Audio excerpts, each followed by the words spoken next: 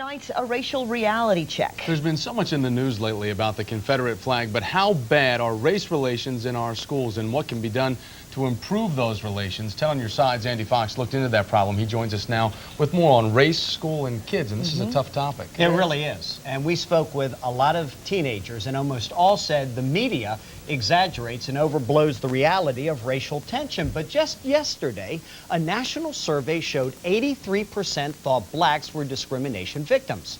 What we do know, children are not born closed-minded, and when properly educated, they almost always are racially tolerant people. Kids are not born racist. They are taught to hate. And American history shows kids have learned their lessons of hate very well. Schools themselves breeding grounds for hate. Do you really feel good about yourself knowing? Dr. Delanyard Robinson chairs the psychology department at Norfolk State University.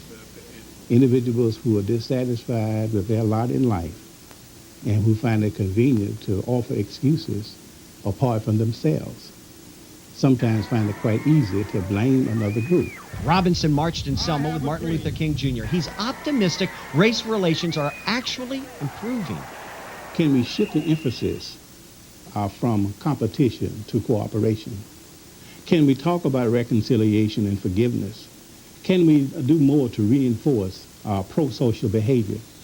Robinson's thoughts are somewhat contrary to a recent national report finding 42% of African Americans think they've been discriminated against in the past month.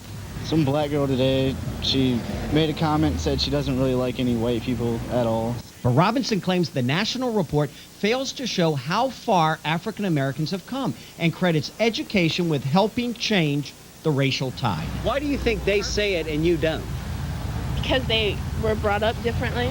Example, Crystal says her parents use the N-word, but she doesn't because she knows it's offensive. When you hear them say the N-word, do you ever say, hey, you shouldn't say that? Yeah, all the time. And what do they say to you? I don't know. He says he can say, what he wants. Dr. Robinson found constant integration helps foster racial diversity and acceptance. Look at these preschoolers, integrated early, integrated through elementary school, integrated through high school, different races, but best friends at Maury High School. I feel that we don't use the racism much anymore. We realize that it's old, and we've gotten past that. I think people realize that they can love one another for who we are instead of what we look like. We found it time and time again. These IC Norcom High School students whose parents grew up in a much more racially hostile environment are taught acceptance at home, reinforced at school, and they do not think they're disadvantaged because they are black. White and black are starting to blend together. It's becoming more of a friend thing, not whites on this side, blacks on this side. It's more of a together thing. And why do you think that is? I think because everybody's respecting each other. We're trying to squash the racism thing because we see that it didn't work. So we figured that if you come together, we can make something.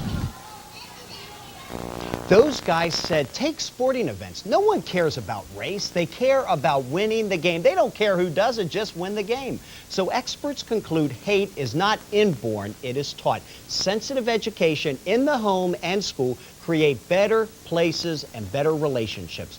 But what about the Confederate flag? Alan Lowry took one to Hickory High School, got suspended. Does that make him a racist? Tonight at 11, in his only interview, Alan explains why he took the Confederate flag to school and what he meant to accomplish. That's exclusively right here on WAVY News 10 at 11. Interesting perspective. Yeah. Bottom line, though, people are just people. And we should just all... If we treat them and we expect them not to be racist, chances are they won't be. All right, Andy. Thank you very much. Andy. Well, now it's your turn to respond. We want to hear